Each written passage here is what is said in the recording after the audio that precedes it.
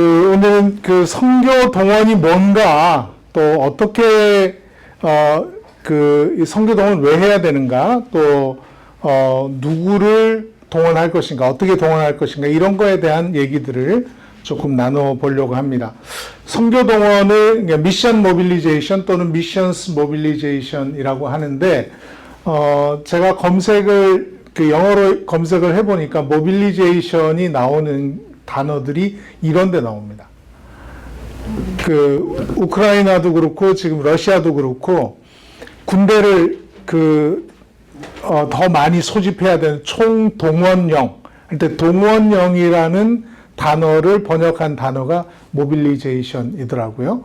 그래서 이것은 어떤 특정한 목적을 위해서 대규모의 집단적인 그런 동원을 해내는 그런 형태를 모빌리제이션이다. 우리가 평상시에 조금 더 잘해보자 이 정도 차원이 아니라 이것은 한 가지 목적을 위해, 우리에게는 뭐 지상명령 성취라는 목적이 있잖아요. 이 목적을 위해서 대규모의 정부나 이 조직, 개인적인 동원 차원이 아니라 정부나 조직적인 차원에서의 대규모 동원을 이 모빌리제이션이라고 한다. 선교를 위해서 이런 대규모의 동원을 하는 것을 우리는 선교 동원이라 이렇게 이해를 하시면 될 것 같습니다. 랄프 윈터 박사님이 이렇게 얘기를 하셨더라고요. 같이 한번 읽어볼까요? 시작. Anyone who can help 100 missionaries get to the field is more important than one missionary on the field. 한 명의 선교사가 필드에서 사역하는 것보다 100명을 선교지로 리크루트하는 그것이 더 중요하다라는 얘기를 합니다. 그래서 현장 선교사보다 이 모빌라이저 역할을 하는 이 선교 동원가의 중요성을 더 중요하다라고 강조를 하신 부분이 바로 이 부분입니다. 존 파이퍼 목사님이 선교는 예배가 없기 때문에 존재합니다. 이런 말씀을 하셨어요. 그래서 그 말을 조금 여기에 빗대면 글로벌 선교는 예배가 없기 때문에 존재합니다. 선교 동원은 선교가 존재하지 않기 때문에 필요합니다. 선교 동원은 선교가 없기 때문에 필요한 것이 바로 선교 동원이다 하는 것입니다. 지금 여러 나라 여러 사역지마다 선교사들 부족하다는 얘기들은 많이 하고 있습니다. 제가 하나 잊어버렸는데요. 선교 동원해서 선교를 무엇으로 정의하느냐에 따라서 굉장히 다른 결과들이 나올 수 있습니다. 요즘은 선교자를 환경 선교부터 시작해서 다양한 곳에 선교를 다 많이 붙이기 때문에 이 선교의 의미가 굉장히 폭넓게 이해가 됐거든요. 그래서 여기에서 얘기하는 우리가 선교 동원에 대해서는 이 선교의 정의를 좀 좁은 의미로 우리가 전통적인 의미의 선교, 타문화권에서 제자를 만들고 복음을 전하는 이런 전통적인 의미로 조금 제한해서 생각을 좀 해보도록 하겠습니다. 자, 우리는 무엇을 동원할 것인가? 선교 동원을 해야 되는데 무엇을 동원해야 될까요? 네, 제일 큰 것이 이제 일반적으로 생각하는 게 사람과 재정을 얘기를 하실 겁니다. 그러나 아마 다른 생각들이 조금 더 있으실 것 같아요. 일단 아까 카웃 한번 들어가 보셨으니까 이번에는 menti.com으로 한번 들어가 주세요. 핸드폰으로 menti.com으로 한번 들어가 주시고요.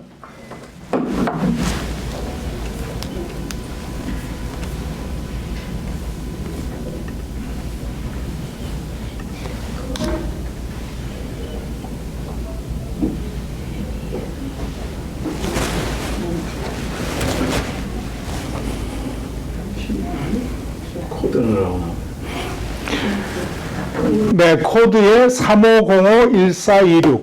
요 맨 위에 조그맣게 보이네요. 네, 잠깐만요. 키울 수 있나? 네. 네, 3505-1426. 넣으시고 여러분들이 선교에 무엇을 동원할 것인가를 한번 거기에다가 한 3가지 정도 기록을 해보세요.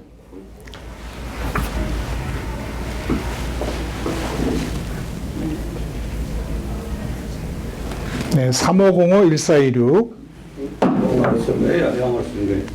한글로 쓰시면 됩니다.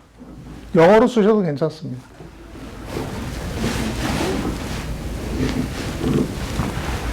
나는 선교사를 동원해야겠다.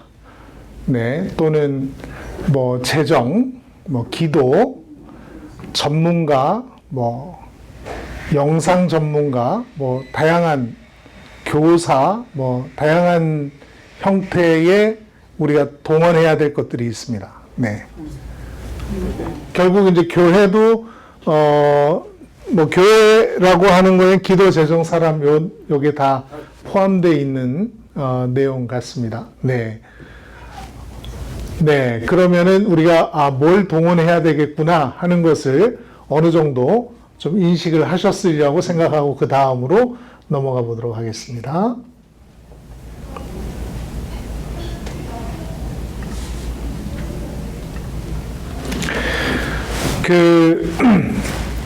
저는 이게 선교 동원을 접촉이라는 생각이 들어졌어요.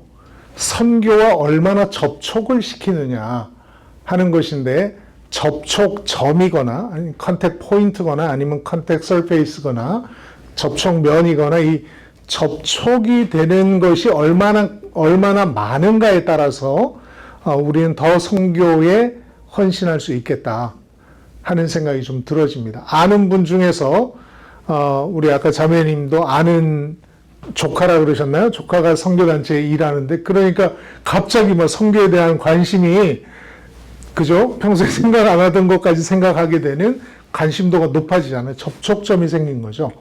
그리고 기도로 내가 그 아프리카 어느 나라를 기도로 품고 있다가 직접 가면은 어때요? 가면은 감동 자체가 다르잖아요. 그런 것처럼 얼마만큼 이 선교 현장과 접촉을 하느냐의 문제인 것 같아요. 그 선교 동원은, 이건 제 그냥 정의입니다. 선교와 접촉이 없는 사람들을 선교에 접촉하게 만드는 것이 선교 동원가의 역할이 아닌가, 쉽게 풀면 그런 정의를 한번 내려보고 싶고요. 이런 사람들이 이제 접촉면이 생기면 이렇게 이제 선교라는 것 쪽으로 가까이 오게 되는 거죠. 그런데 이분들이 전부 다 선교사가 되는 것은 또 아니에요. 접촉이 됐다고 해서 다 선교에 헌신하진 않습니다. 접촉된 사람들 중에 저희가 평균을 이렇게 내보니까 CCC에 간사로 지원하는 사람들은 평균 단기 선교 3번 간 사람들. 네.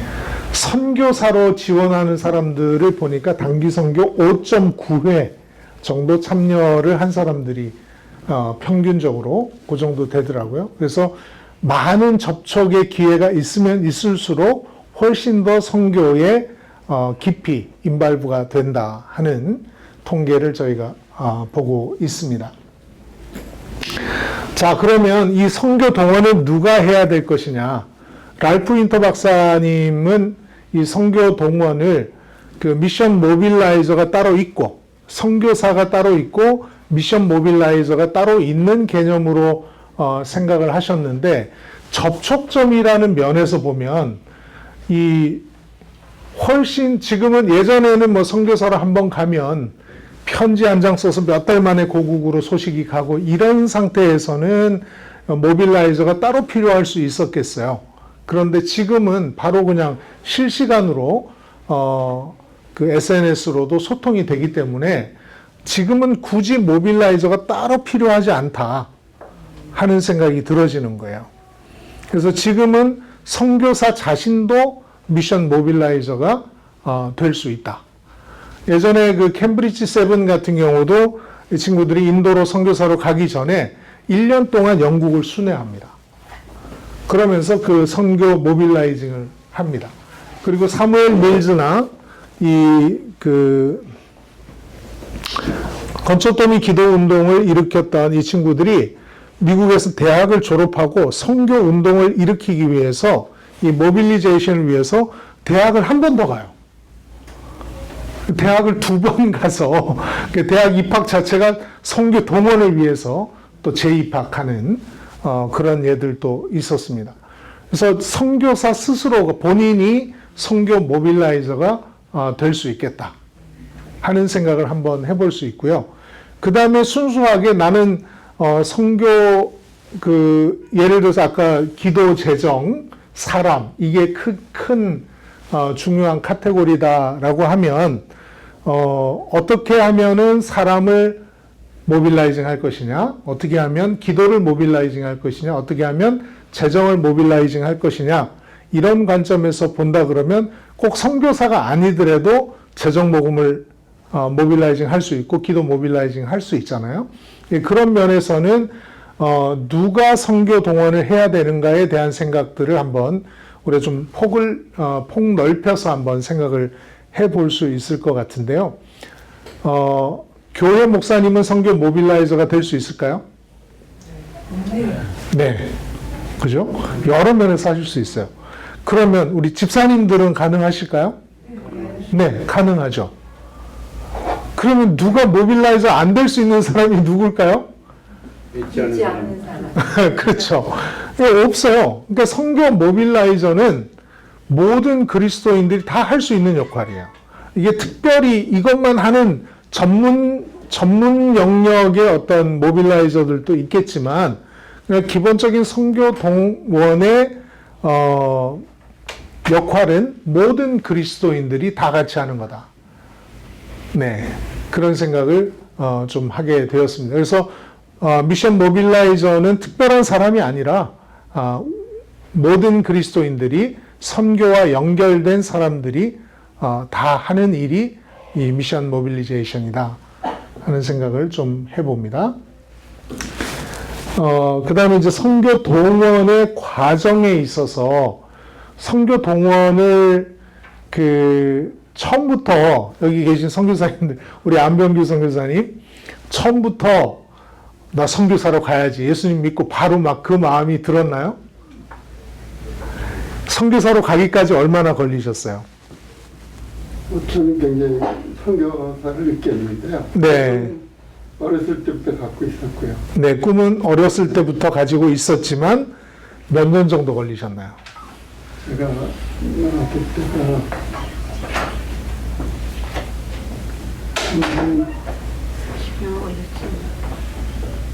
50년 걸렸는데요. 50년? 네.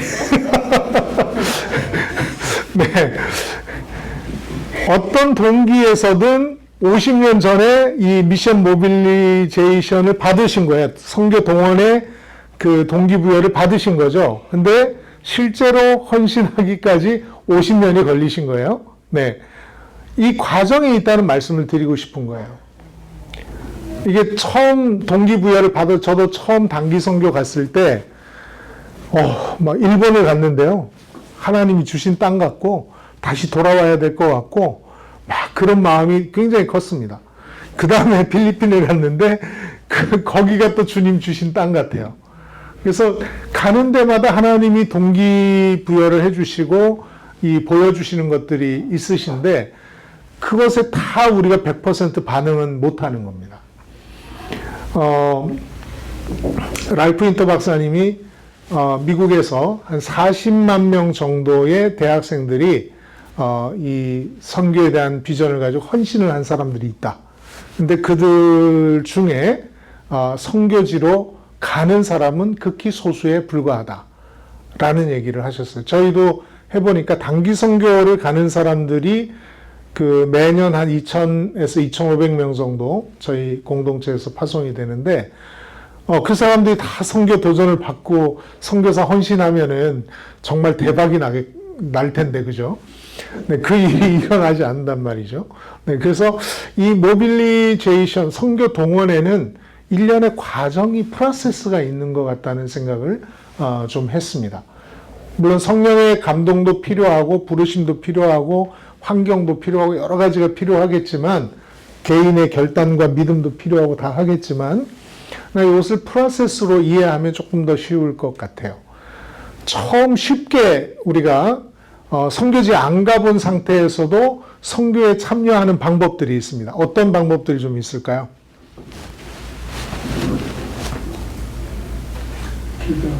네, 뭐 선교사님 위해서 기도하고 헌금하고 선교 훈련도 좀 받고 뭐 이런 식으로 이제 선교에 대한 마음을 쌓아가는 조금 커넥트가 된 거죠. 네,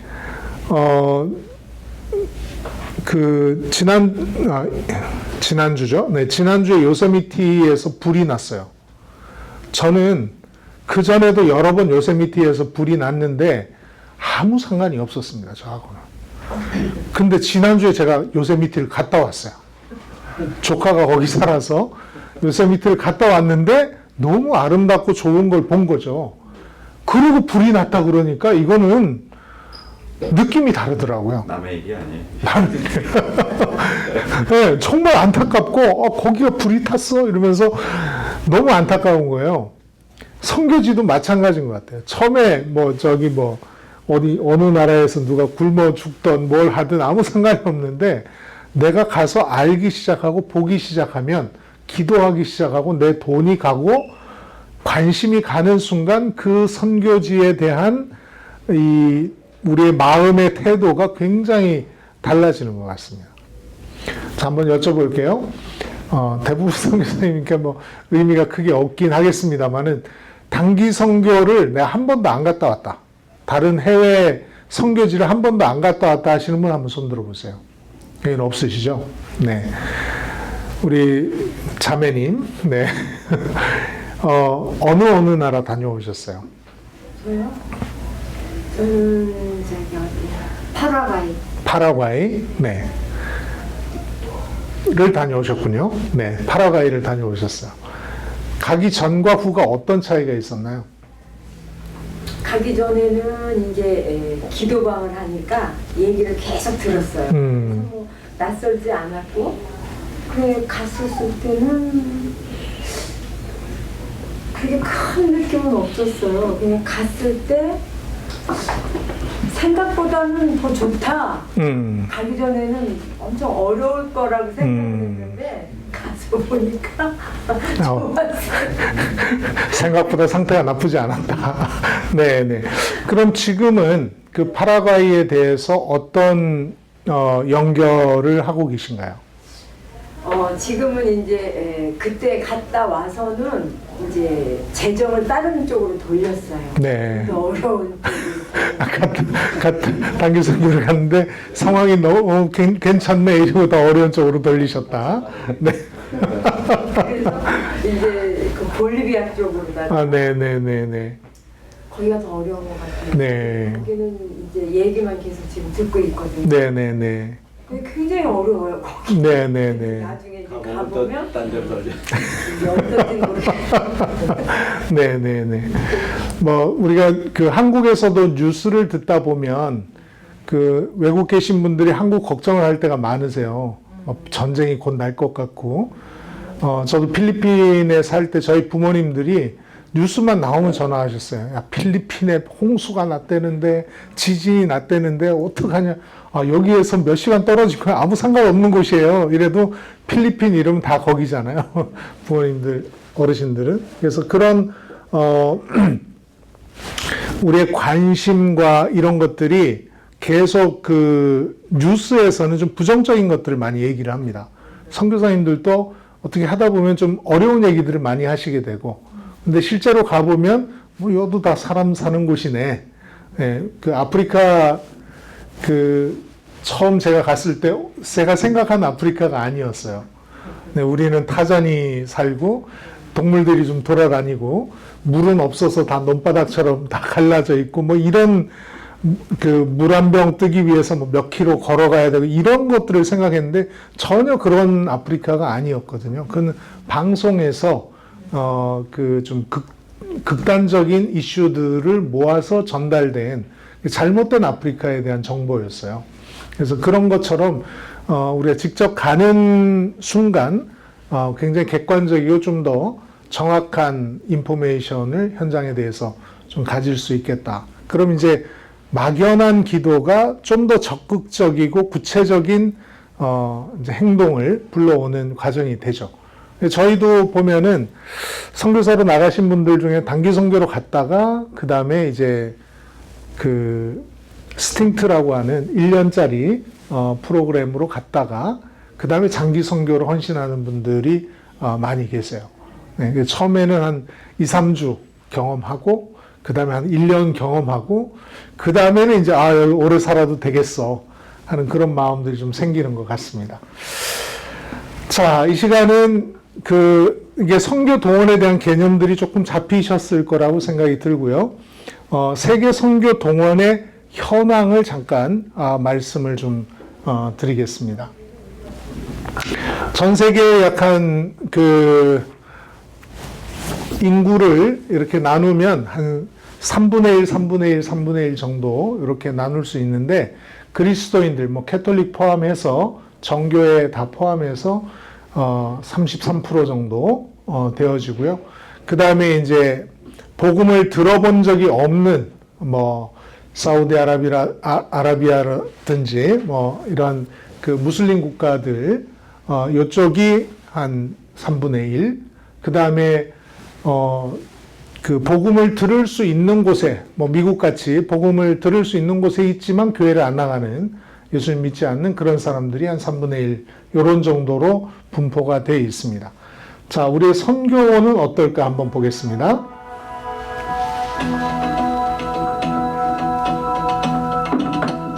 Jesus told us 2,000 years ago that our mission is to go and make disciples of all nations.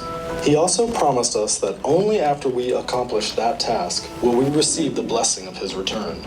So, how are we doing accomplishing our mission? To answer that, let's classify the 7 billion people on the earth today into 3 groups. Let's start with the Christians. About 33% of the world's population would identify itself as Christian.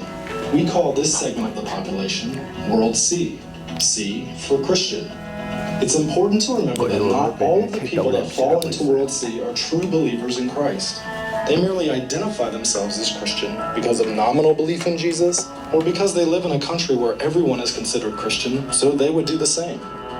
Next, there's the 38% of the world that has access to the gospel but has chosen not to follow Jesus. They have Bibles in their language, churches nearby, friends or co-workers who are potentially Christians, or access to other Christian resources in their language. These people have access to the good news, but just haven't acted on it yet. This segment of the population is called World B. That leaves us with 29% of the world, just over 1 out of every 4 people on this planet who not only have never heard of Jesus, they have no chance of hearing the good news of Jesus Christ. They have no access to the gospel, no Bibles, no churches, no believers nearby, no chance to learn about Jesus. We call that 29% World A. Now, on to missionaries. Only 1 out of every 1,800 Christians in World C serve as a cross-cultural missionary. So, we can pull 400,000 missionaries out of that World C population. That's our total cross-cultural missionary force worldwide. Did you know that 72% of all our missionaries are going to World C? That's right. The vast majority of the missionaries being sent out are going to the people of the world that have Bibles and established churches. 25% of the missionaries are sent to World B, where there is already some access to the church and to the Bible. That leaves only 3% of the total missionary force to handle all of World A, the section of the population without any chance of hearing about Jesus. 29% of the world has no way to hear the gospel, but we're sending only a tiny portion of our Christian workers to them. What about finances? Annually, all those Christians in World C earn a total of $42 trillion. And together, they give about $700 billion to Christian causes each year. That includes everything: Christian nonprofits, churches, youth programs, missions, etc. Can you do the math? Less than 2% of Christian income is being given to Christ's causes. Out of that $700 billion given to all Christian causes, only $45 billion is given to missions specifically. That's a little over 6%. In fact, there is more money reported embezzled from the church each year than is given to missions. Remember those 400,000 missionaries? We have $45 billion to support them and their cross-cultural work. But how exactly is it allocated? Well, $39 billion goes to World C every year. Yep, 87% of that missions money is being spent in areas of the world that have Bibles and churches available. 5.4 billion, or 12%, goes to World B each year, those that have access to the gospel message but have rejected it. That leaves only $450 million, or 1% of all missions money going to World A, the least reached people of the world. To put that into perspective, annually Americans spend more money on Halloween costumes for their pets than gets sent to World A. To summarize, only 3% of our missionary force, armed with only 1% of missions giving, is going out to reach the 2 billion people who don't have access to the gospel. 2 billion people are still waiting for the good news of Jesus Christ. So here's a question for you. What are you going to do to change that?